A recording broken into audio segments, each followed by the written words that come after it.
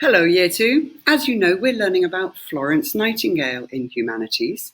We already know that she was famous for being a nurse and going to help some soldiers in the Crimean War. We learnt about that last week in English. But now we're going to have a little bit more, we're going to learn a little bit more about Florence Nightingale and who she was and where she lived. So, if we look at this picture of this person, yes, you're right, it is Florence Nightingale. Have a think. Do you think she's rich or do you think she was poor? What might let us know whether she was rich or whether she was poor? We have a look at the clothes and things like that. And if you've guessed that she was a rich person, you're right. If you look at the clothes she was wearing, they're made out of very nice materials. There's lots of fancy lace and frills, okay, which gives us a clue that she probably had quite a lot of money.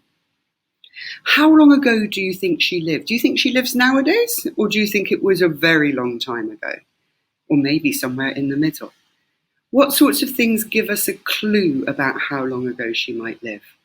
Again, look at the photograph. It is a photograph, not a painting, but it's in black and white because a long time ago we didn't have colour photographs. Okay, so a black and white photograph shows it was a little time ago, but it wasn't so long ago because cameras had been invented and there are photographs. So that gives us some clues about this picture. And you're right, it is a picture of Florence Nightingale. She was born in 1820 in a town called Florence in Italy, and her mummy and daddy named her after the town she was born. Her family was British and they moved back to England when Florence was still a baby. She had an older sister with a strange name. Her sister was called Parthenope. Shall I lose my phonics? She had a sister called Parthenope. Okay, Parthenope. I wonder where Parthenope was born. I wonder if there's a place called Parthenope.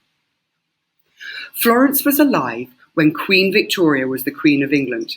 And you can see this other picture of the Queen. We can tell she's a queen because she has a crown on her head. Okay? And Victoria was Queen of England. And it was very different than it is now. Men and women weren't equal people. So men could do some things that women weren't allowed to do.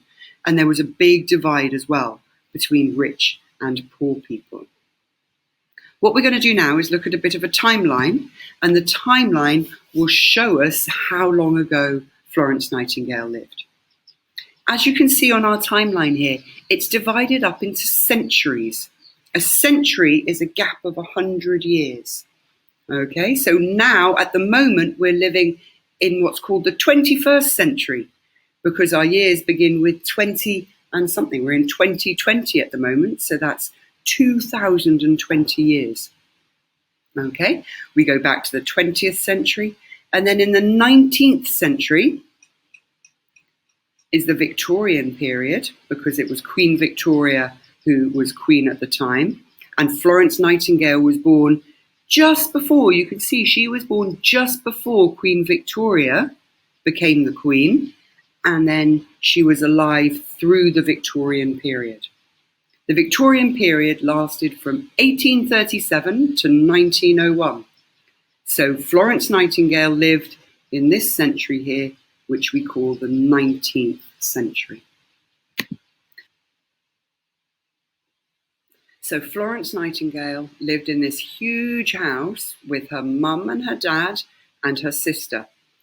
And she had special teachers coming to her house to teach her and her sister. She didn't have to go to school.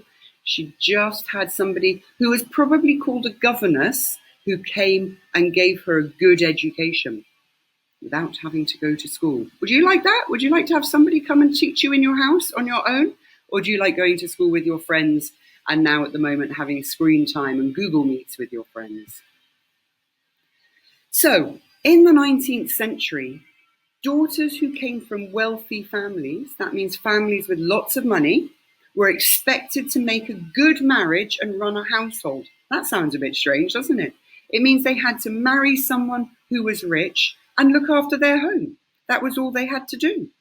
And Florence didn't want to do this. She was really interested in nursing and taking care of people, and she wanted to be a nurse. But her dad did not want her to be a nurse, and he was really cross about it. Okay, people who worked as nurses in England in those days had no training, and they usually weren't women who didn't have to work for a living. They were people who had to have jobs to look after themselves. So her parents thought this would be very unsuitable. They didn't approve at all. But Florence was insistent. She was determined to become a nurse. She thought that God was calling her to be a nurse and help people.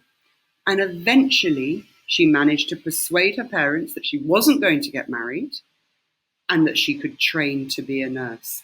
So in 1851, when she was 31 years old, she went to Germany to learn how to be a nurse because there were no proper nursing schools in England at the time.